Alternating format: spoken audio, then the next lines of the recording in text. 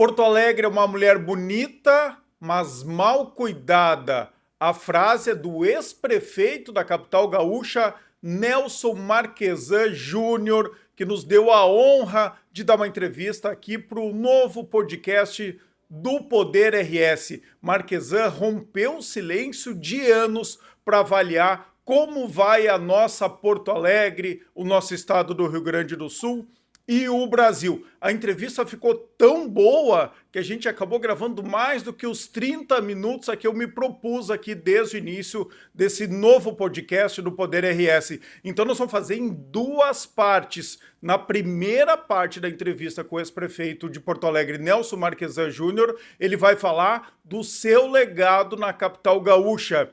Diz com todas as letras que há um excesso de mídia exterior pela cidade. Ela está, na opinião dele, poluída visualmente. Ele também vai falar das cicatrizes que ficaram da sua época como prefeito da nossa capital. Então, acompanhe essa conversa imperdível no Poder RS de hoje. Roda a vinheta.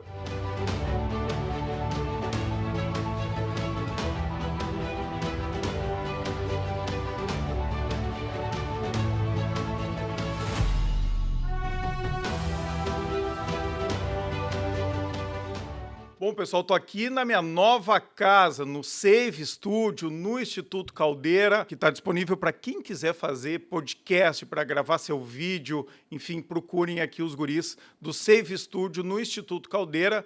E agora sim, a gente fez um primeiro Poder RS piloto com meu amigo e produtor informal, Felipe Toledo, que cuidava das quartas-feiras da inovação.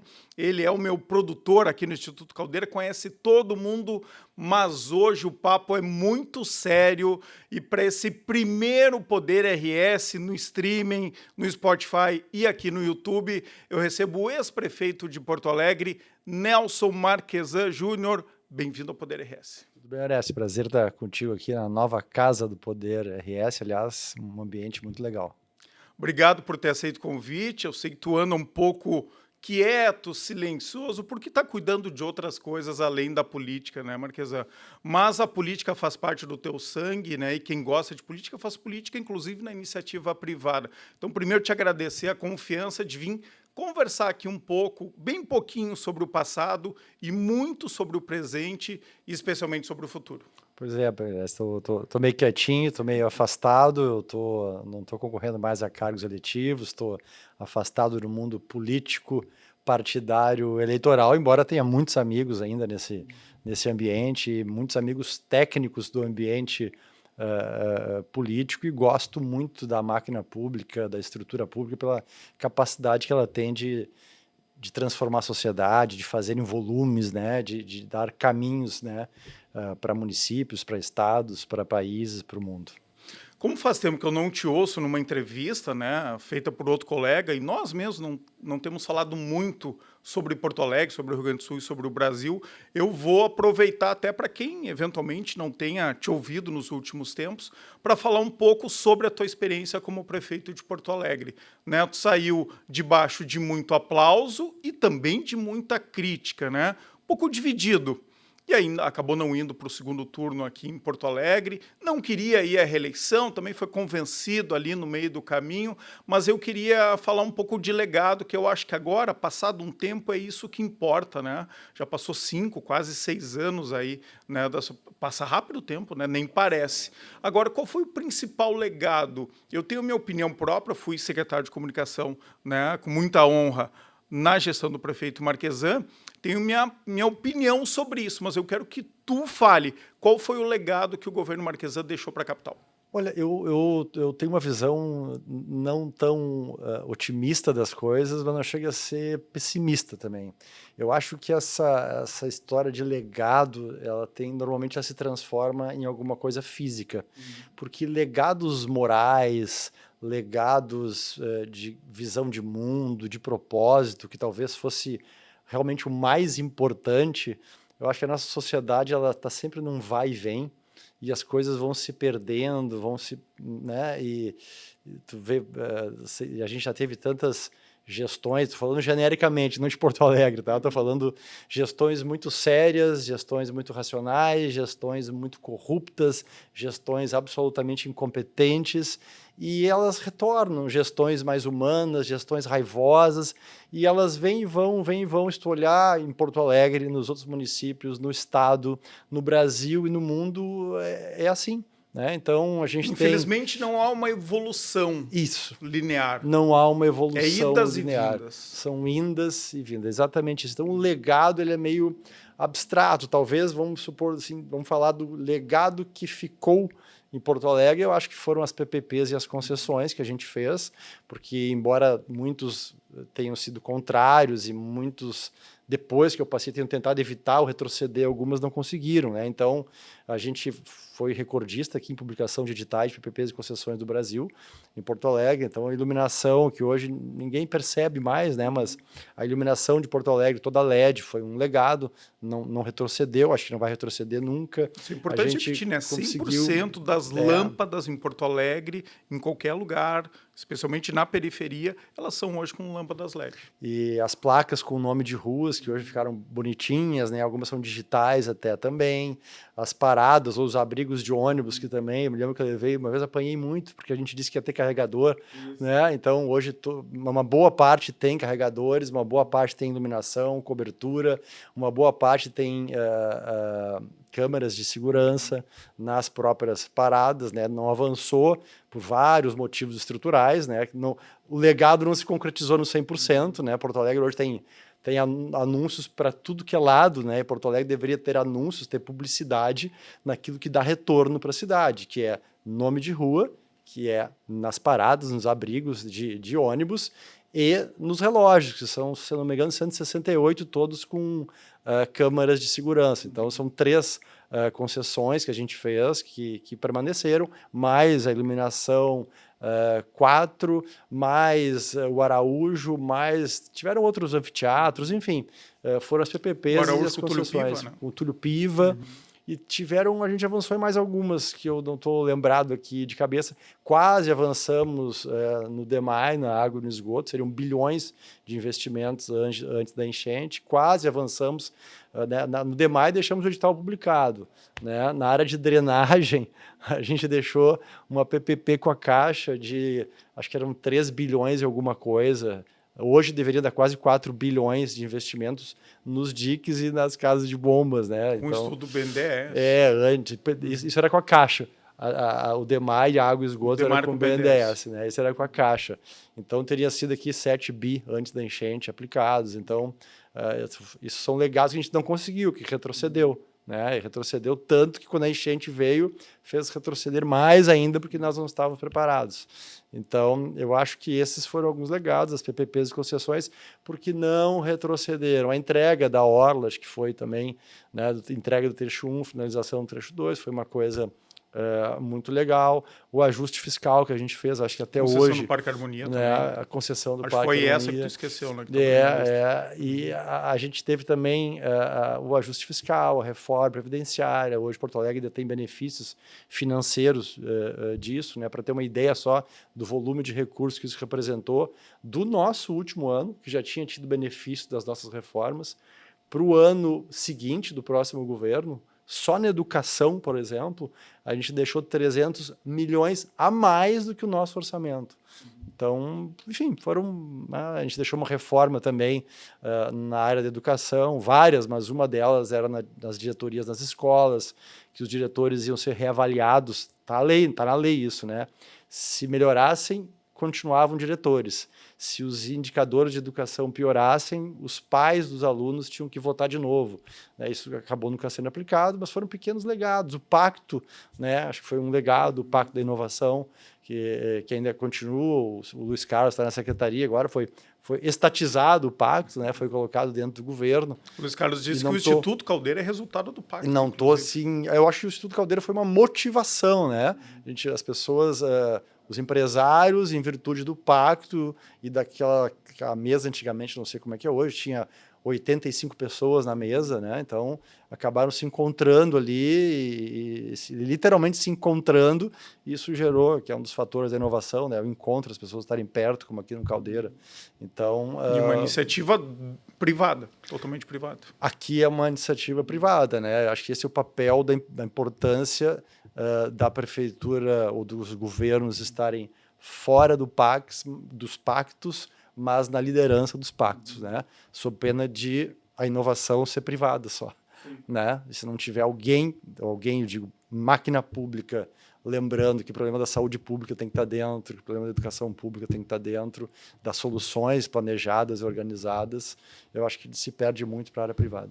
Tu falou aqui de uma área sensível do governo, das concessões, especialmente nesses mobiliários urbanos, né, que tu defendia muito no começo e sofreu muita crítica, né, dizendo, olha aqui, ó, tem que melhorar a estrutura desses mobiliários urbanos e tem que permitir essa publicidade, então, para dar retorno para a iniciativa privada.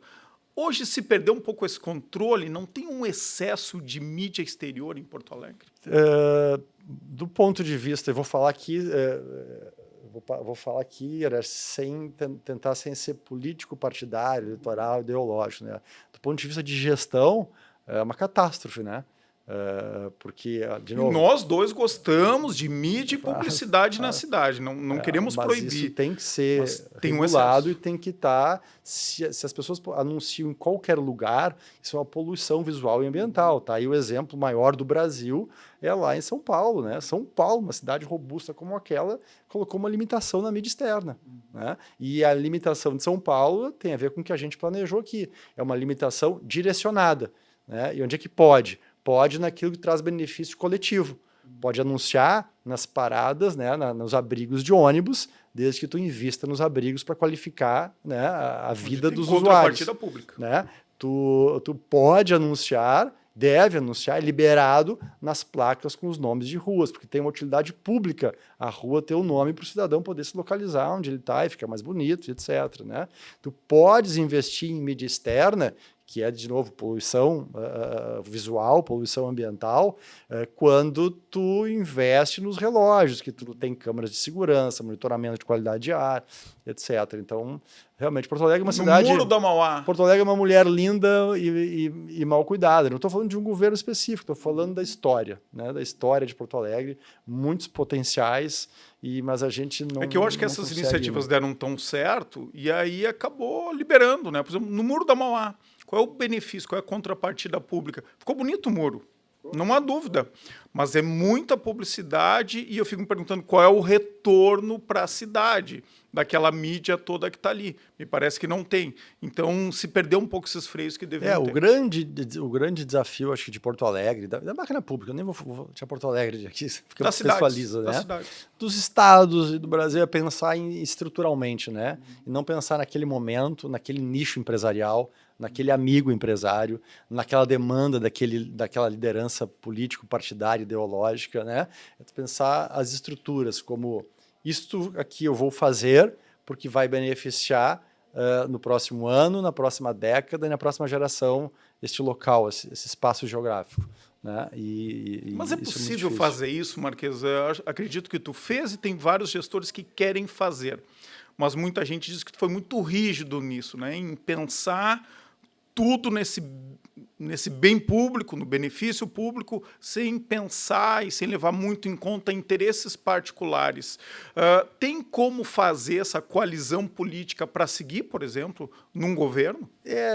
Ou é difícil? Dentro desse julgamento aí, talvez o honesto demais seja errado, né?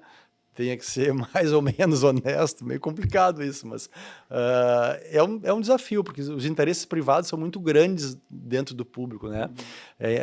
Os números são assim, chocantes, né? A gente tem os orçamentos dos municípios brasileiros, estão em torno de 950 bilhões de reais. Todos os anos, e só crescem. Os orçamentos dos estados brasileiros eles são de 1 trilhão 250 bilhões de reais e só cresce. O orçamento da União ele é de 5 trilhões e só cresce ano a ano. Então, a máquina pública é muito rica. né? Mas é rica porque mete a mão no nosso bolso. Apesar de todas as distorções tributárias que ela cobra de quem tem menos e beneficia quem tem mais, né? Ela também entrega para quem tem mais e entrega menos para quem tem menos, né?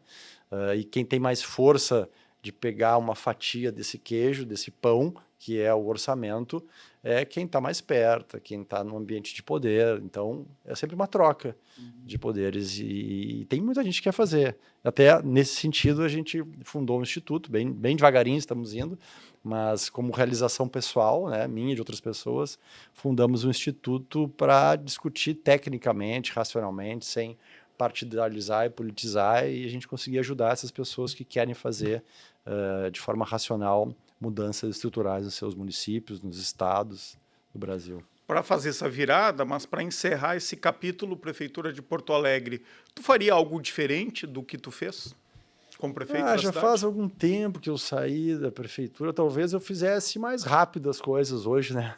Se eu voltasse... Pensa muito naquele tempo, Marquesão? Não, tá lá no passado. Eu penso quando eu vejo os problemas que poderiam ter sido resolvidos, se determinadas coisas fossem mantidas, ou quando vejo algum município com um problema e que pode ainda fazer coisas que nós fizemos, porque como foi uma gestão aqui, assim, do ponto de vista de gestão muito avante, muito moderna, o que a gente fez continua sendo moderno aqui em Porto Alegre e em vários outros municípios, né, do Brasil. Então, quando eu vejo um problema, é óbvio que, puxa, isso aqui dá para resolver assim, ó, né, de imediato. Isso é importante falar, né? Aquelas suas ideias que pareciam, para algumas pessoas, malucas ou fora do tempo, hoje elas são seguidas por dezenas de municípios aqui no Rio Grande do Sul, muito próximo. Todas as concessões que foram feitas em Porto Alegre foram feitas nos principais municípios do Rio Grande do Sul e também do Brasil. A nossa PPP de iluminação pública, ela foi a primeira PPP do Rio Grande do Sul. E ela foi a PPP de todo o Brasil, do governo federal, governo estadual, que teve mais candidatos na Bolsa de Valores até hoje.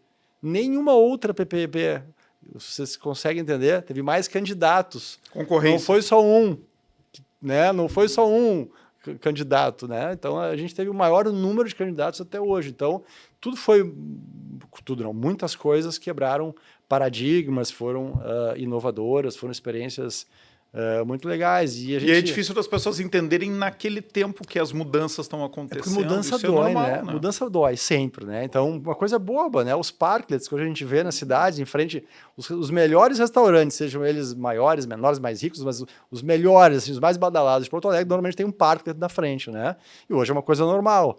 Quando a gente regulamentou e implantou os parklets em Porto Alegre, as pessoas não queriam porque iam tirar a vaga de um carro. Né? E uma coisa os simples, patinetes boba. Também, quantas vezes trancaram os patinetes? Então, pequenas coisas assim, o ser humano que vai mexer no seu queijo, o ser humano meio que... Mas, enfim, são os desafios, né, de quem aceita estar na área pública. Vamos lá, o que tu está fazendo hoje? Né? Tem muitas perguntas. O que o Marquesão está fazendo? É consultor? Tem uma boquinha pública? Está cuidando da família, né? Ganhou tanto dinheiro como prefeito que está vivendo de juros. Conta o que o Marquesão está fazendo. Tem gente que consegue viver de juros e tem gente que vive ainda, né, da máquina pública muito, muito bem, por vários motivos, mas não é o caso. Então, dentre várias coisas que eu estou fazendo, estou sim cuidando da família. Hoje até a gente organizou o horário aqui, porque eu vou na natação com meu filho de 6 anos, né? Eu comecei a levar ele de noite na natação e disse, puxa, vou fazer juntos, né? E acabo fazendo, então estou tendo mais atividades junto com a família. E uma das coisas que eu estou fazendo, que a gente estou fazendo com outras pessoas, é um instituto que trabalha na área de gestão pública, tem um evento agora, dia 25 e 26 de novembro, no Vista Pontal, que vai ser para falar de gestão. A gente já fez ano passado, né, o Gov Expo Summit, e esse ano a gente está fazendo de novo com viés mais desenvolvimento, né? Então, saúde vinculada ao desenvolvimento, educação vinculada ao desenvolvimento. A gente sempre fala de desenvolvimento, mas cada vez vai ficando mais moderna a visão de desenvolvimento, que se ele não tiver uma visão geográfica para cada lugar, ele é meio cego, né? Se ele for cego geograficamente, ele não é desenvolvimento, ele não consegue ser um bom programa de desenvolvimento. E, então, é nesta linha que vai ser o evento. Tocar um instituto é estar do outro lado, é estar na iniciativa privada. né, organizar a empresa, tirar a nota fiscal, contratar o fornecedor. Como é que está sendo essa experiência agora que tu teve, né? Antes também, né? Foi diretor do Banrisul, né? Cuidou também dos teus negócios. Mas agora, né? Neste tempo, em 2024, 2025, como é que é ser um empreendedor? Mudou alguma coisa quando tu era prefeito? E, aliás, tu foi um dos que mais agilizou a abertura de empresas, né? Isso era todos os dias reunião com o secretariado. Olha, a gente está facilitando a vida do empreendedor. Como é que está a tua vida de empreendedor do outro lado? Naquela época a gente teve aqui o segundo menor desemprego do Brasil, a gente perdeu para o município de São Paulo, né? Então, eu já tinha sido empreendedor antes, né? Eu tinha advogado, sou advogado, continuo advogando fora da área, nem tanto na área judicial, mas hoje talvez eu diria que eu sou mais completo e menos completo, porque eu acaba tendo o vício, né? Quando vem algum problema privado, tu sempre acaba olhando a lógica estrutural daquele problema, né? De como se resolve estruturalmente aquele problema, né? Onde é que estão uns entraves públicos para resolver para todo mundo, resolver para não todo só mundo, o teu. né? Então essa é a parte, não diria ruim, mas do ponto de vista privado, se perde muito tempo mental pensando nisso, né? E não dedicado ao viabilizar, né, mais receita, enfim. Mas também dá uma visão mais holística do todo, né? Uma compreensão de como funcionam as máquinas públicas municipais, estaduais, federais, enfim, todas as órgãos de fiscalização. Mas continua muito burocrático, concorda? Melhorou, mas continua burocrático. A gente tem que buscar formas de sair disso, né? Tem burocracias iniciais, como PPPs e concessões, são boas formas. A Lei 13.019, que é uma lei do governo Lula, né? Que o governo Fernando Henrique tentou aprovar, não conseguiu, o governo Lula conseguiu aprovar, que é uma das leis mais desestatizantes do Brasil, né? A Lei 13.019 também é uma boa forma de desburocratizar. Mas sim, continua, a máquina ela tem que ter a sua burocracia e tem muitas pessoas que querem fazer também, como tu disseste aqui antes, né? Mas enfrentam dificuldades de falta de qualificação técnica geral no setor público, né? Não é que todos sejam desqualificados, mas às vezes tu não consegue pagar muito para ter pessoas qualificadas e as pessoas que estão lá dentro não conseguem ser qualificadas em todas as áreas necessárias para fazer a máquina girar mais rápido. Então é inevitável hoje para gestores buscar algum apoio externo, né? E o Instituto faz isso?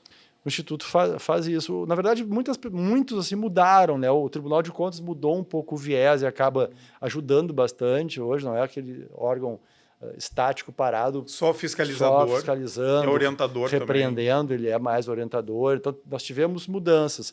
Os estados, e o Estado do Rio Grande do Sul também percebeu que as suas estruturas têm que, de alguma forma, contribuir. Então, o Invest RS, que tem 1 ano, ele está dando cursos para prefeituras. Mesmo que as prefeituras já saibam algumas coisas, estão unificando o conhecimento entre as prefeituras e até para a máquina estatal saber o que os municípios sabem já, né? E aprender, quem sabe, nessas aulas algumas questões. Então, vai mudando. Não sei, já tiveram momentos assim, né, Orestes?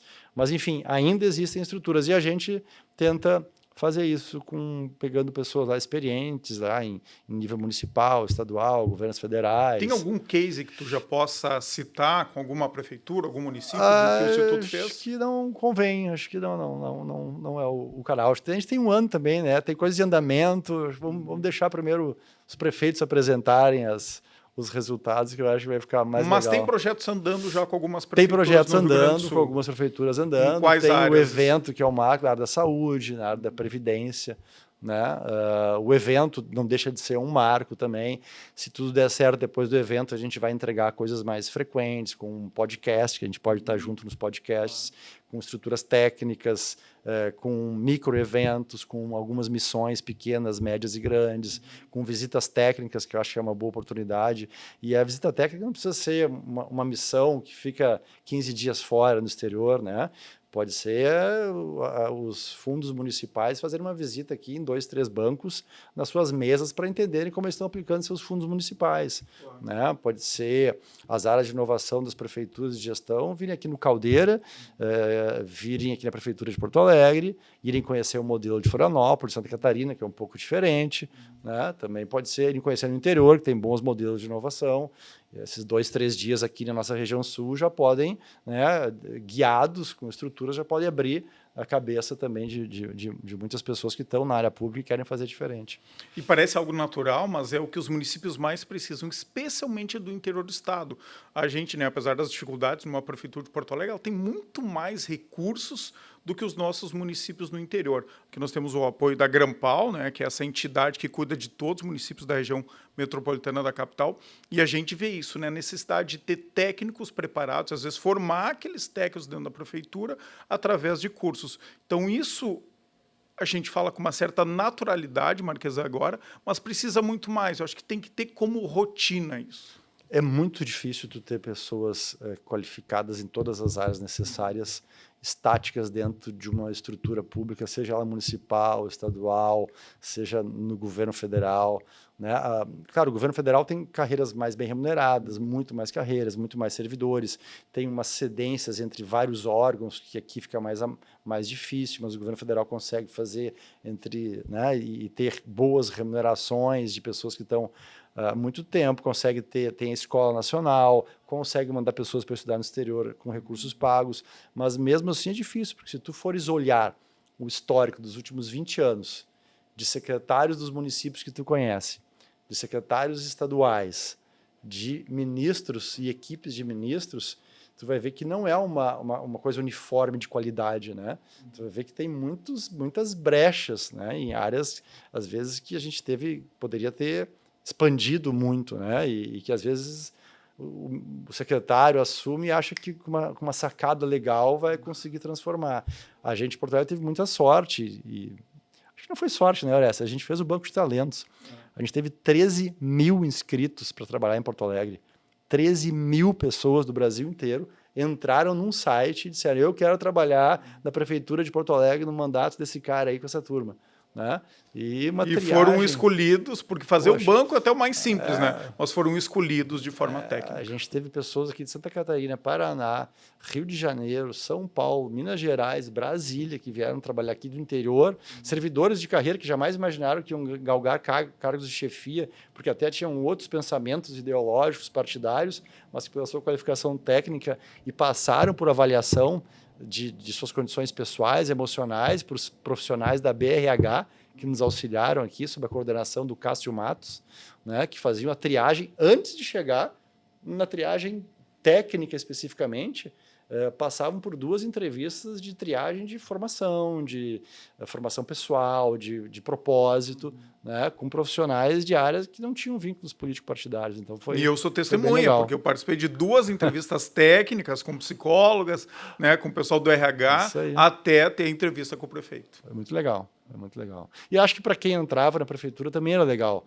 porque às vezes, né, queria ir para um lugar e acabava descobrindo que a vocação ou que a sua qualificação era mais apropriada para outro lugar. Então, foi uma boa experiência. Autoconhecimento. Esse é um outro legado, porque eu vejo vários municípios, menos até do que deveria, mas vários municípios no interior do estado seguindo também essa iniciativa do Banco de Talentos. E que é mais difícil também, porque naquele momento tinha muito destaque na mídia, a pessoa via aqui como, né, pessoas que vieram de Brasília para cá vieram para aparecer aqui, como, né, para poder mostrar a sua capacidade profissional, e é uma capital, né? É muito difícil em todos os ambientes tu ter essa oportunidade, além do que as pressões político-partidárias também, às vezes, atropelam gestores, né? Sejam governadores, sejam presidentes, sejam secretários, que acabam tendo que se adaptar àqueles recursos humanos que estão ali, e isso torna, às vezes, mais necessário buscar apoio externo. Foi muito difícil resistir a essa pressão política por nomeações de apadrinhados políticos, Marquesano?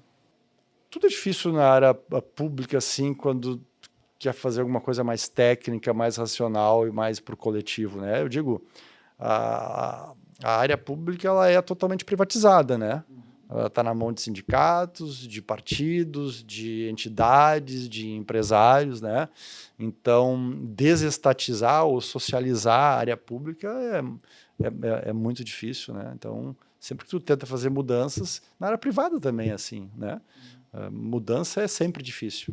Mudança é uma coisa que dói. Mudança na vida pessoal dói para nós quando vamos realizar. Imagina numa instituição pública, né? Não saberia dizer o que foi mais difícil, assim, mas fazia parte, essa construção fazia parte. Eu acho que foi bem no início, até porque as pessoas que entraram na prefeitura e passaram pelo processo acabaram entendendo, né? E acho que tem alguns... Tem partidos e políticos que têm obrigação de indicar, né? E quando tinham, às vezes, pareceres que não eram tão bons de uma área técnica, assinado por profissionais da BRH, eu acho que era mais fácil também para eles dizer, eu indiquei, né? Eu fiz a minha parte, né?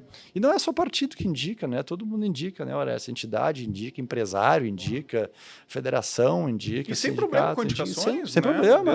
Eu pedi indicações, claro. né? Agora, e avaliação de desempenho, como é outro tabu difícil de romper?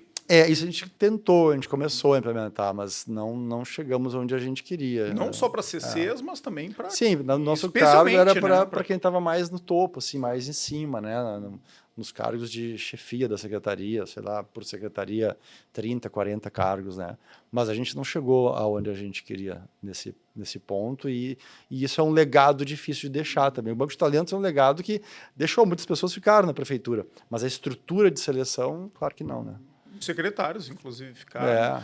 Muitos integrantes do governo foram chamados agora num segundo momento, né, pelo prefeito Melo. Aliás... E muitos foram para o governo estadual, e muitos foram para o governo federal, e muitos foram para outros estados, e muitos foram para outras capitais. Posso dizer que foi uma grande escola o governo Marquesan, viu? Foi mesmo, né? Técnica e política. Esse também é um legado. É bom olhar para trás e ver isso, né?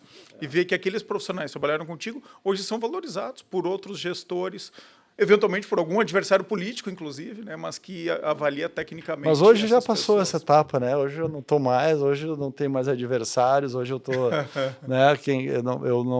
Infelizmente, eu não tenho mais o poder de cuidar da vida de tantas pessoas, a não ser ajudando com consultorias, que é onde eu me realizo. Agora dá para ver, Marquesan, que tu está feliz, né? Tá bem, né? Tá feliz. Todas as vezes que eu te encontrei nesses últimos anos, tu estava muito de bem com a vida. Isso é um reencontro com a tua essência, com a tua família? Não sei, eu acho que a minha essência ela é coletiva, ela é pública, ela é macro, assim, a minha tendência é sempre pensar na justiça, né, na igualdade, na transformação, então essa seria a minha essência. Talvez agora eu tenha conseguido me livrar um pouquinho da sensação de obrigação de resolver o problema de todos, né? Então, hoje, quando chove muito, claro que eu fico preocupado, pensando, mas eu não fico a noite inteira acordado, ligando para as pessoas para verificar se estão indo fazer alguma coisa, está acontecendo, se cuidar no bairro tal, né? Então, isso foi um exercício no início, entender que os macro problemas da cidade, do estado, do país... Não eram mais teus. Eu não tenho mais uma obrigação moral, funcional, de permanentemente, 24 horas por dia, 7 dias por semana, tentar resolvê-los.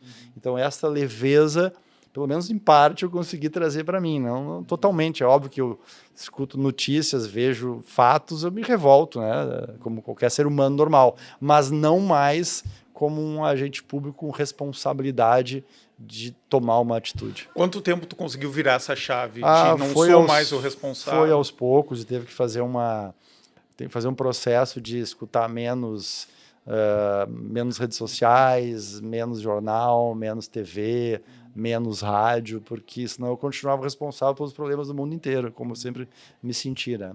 E hoje é óbvio que a gente, quando ser humano, né, acaba pensando assim, mas não tem aquele ímpeto de começar a ligar e tentar construir soluções estruturantes. Bom, pessoal, agora vamos aos nossos apoiadores do podcast do Poder RS. Sem eles seria impossível a gente seguir com esse projeto livre, independente, crítico e, sobretudo, inovador. Roda os apoiadores aqui do podcast do Poder RS. Olha só, pessoal, o ABRS alerta, cuidado com os golpistas que se passam por advogados. Jamais realize qualquer tipo de pagamento ao ser contatado sobre o seu processo judicial antes de falar pessoalmente com o seu advogado ou advogada. Se você foi vítima de golpe, registre imediatamente um boletim de ocorrência na polícia. Acesse o site da OAB, oabrs.org.br, e as redes sociais pelo @OABRS para saber como se prevenir. Suco de uva puro é Quinta do Morgado, o verdadeiro sabor da fruta, sem adição de água nem açúcar e livre de conservantes. Suco de uva puro 100% é Quinta do Morgado, elaborado pela Fante Bebidas de Flores da Cunha. Olha só, pessoal, pega essa dica. O EasyGen chegou para revolucionar o jeito de consumir energia. Você economiza de verdade na conta de luz com energia renovável, limpa, sem obras, sem investimento e sem dor de cabeça. É simples, sustentável e 100% digital. Descontos de até 20% na sua conta de luz sem precisar investir nenhum centavo. Não é milagre, é EasyGen. Grava aí, EasyGen. Acesse agora o www.easygen.com.br, pode colocar /Orestes para ter lá um acesso direto à plataforma da EasyGen e simula a tua economia. É rápido e gratuito. easygen.com.br/Orestes. Olha só, pessoal, a força do Poder RS. Eu tenho muito orgulho de anunciar a parceria entre dois apoiadores do nosso podcast, a Union Destilaria e a Vinhos do Mundo. Isso porque os whiskies da Union agora estão à venda na Vinhos do Mundo. Em tempos de dúvida sobre procedência das bebidas destiladas, a gente vai no seguro. Uma empresa com mais de 70 anos de história, a Union Destilaria de Bento Gonçalves elabora em garrafa na origem, com água pura, vinda das encostas serranas, malte de extrema qualidade, clima que joga a favor e o principal ingrediente, tempo. Tempo de maturação do malte whisky em barricas de carvalho. O resultado, whiskies brasileiros de alta qualidade, à altura de rótulos escoceses e americanos consagrados. Por que apostar na Union? Origem confiável, tradição desde a década de 1950, qualidade de ponta, técnica apurada, matéria-prima selecionada, estilo e identidade, equilíbrio de suavidade, notas de malte e toque de barrica. Orgulho feito na Serra Gaúcha com padrão internacional. Passe para conhecer, provar e levar o seu whisky legitimamente gaúcho e brasileiro em uma das lojas da Vinhos do Mundo, em Porto Alegre, ali na Getúlio Vargas, na Alípio César ou na Cristóvão Colombo. A Associação Brasileira de Bebidas Destiladas, a ABBB, que é representante oficial do setor de bebidas destiladas, manifesta sua solidariedade às vítimas de intoxicação por bebidas falsificadas e a seus familiares e repudia as ações criminosas que afetam a indústria. A entidade, que segue colaborando com as autoridades e promovendo iniciativas de orientação para pontos de venda e consumidores, reforça que a falsificação não é um acidente, é um crime. Veja o vídeo do presidente da BBD, Eduardo Cidade. Meu nome é Eduardo Cidade, presidente da Associação Brasileira de Bebidas Destiladas, a ABBD, entidade que representa as maiores indústrias do mercado brasileiro de bebidas destiladas. Em primeiro lugar, manifestamos nossa solidariedade às vítimas de intoxicação por bebidas falsificadas e às suas famílias. Repudiamos a prática criminosa envolvendo o nosso setor e reforçamos o nosso compromisso inegociável com a segurança dos consumidores. Precisamos deixar claro: a falsificação não é um acidente, é um crime que afeta consumidores, comerciantes idôneos e fabricantes de produtos originais. Como indústria, continuamos colaborando com as autoridades de todas as formas possíveis. Ampliamos campanhas para orientar consumidores e estabelecimentos a verificarem procedência das bebidas e estamos promovendo ações como o programa Bebida Segura, treinando bares, restaurantes e pontos de venda. Também é importante registrar que vender produto falsificado também é crime. Por isso, é fundamental que todos os estabelecimentos adquiram bebidas exclusivamente de revendedores homologados pelos fabricantes, assegurando que o produto comercializado seja legítimo, seguro e produzido dentro da lei. Por fim, nós garantimos que a nossa indústria é sólida, moderna e confiável. Ela oferece produtos de alta qualidade que movimentam a cultura e a economia do país, gerando milhares de empregos e contribuindo de forma significativa para o desenvolvimento nacional. Esse é um momento que requer firmeza e união de todos, consumidores, comerciantes, indústria e autoridades. Para nós da ABBD, a solução dessa situação é uma prioridade absoluta.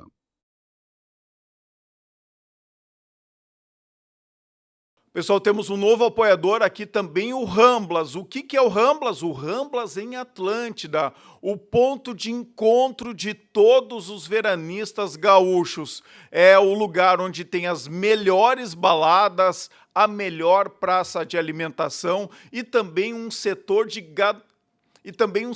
gastronomia impecável, além de lojas de alta qualidade que ficam todas concentradas nessa pequena cidade do verão gaúcho, que é o Ramblas. Então vocês estão vendo imagens aqui do Ramblas em Atlântida e quem tiver interesse em fazer um evento no Ramblas, pode contatar aqui mesmo comigo, tá? Contata comigo que a gente marca o seu evento da sua empresa, da sua marca, da sua entidade no verão aqui no Litoral Gaúcho, no melhor lugar do Litoral Norte, que é o Ramblas em Atlântida. Bom, pessoal, agradeço a companhia de todos vocês, peço que se inscrevam, passem para os amigos, se inscrevam no nosso canal no YouTube, é bem fácil, é só colocar lá Poder RS, coloca melhor, coloca podcast Poder RS que vai aparecer, e também no Spotify, podcast Poder RS, se inscreve, recomenda para os amigos, que a gente sempre vai trazer pelo menos uma entrevista importante aqui por semana no nosso novo Poder RS. Fiquem todos muito bem. Eu sou o Orestes Andrade Júnior e volto a qualquer momento no YouTube ou no Spotify, em breve com um site próprio do nosso podcast do Poder RS. Até mais.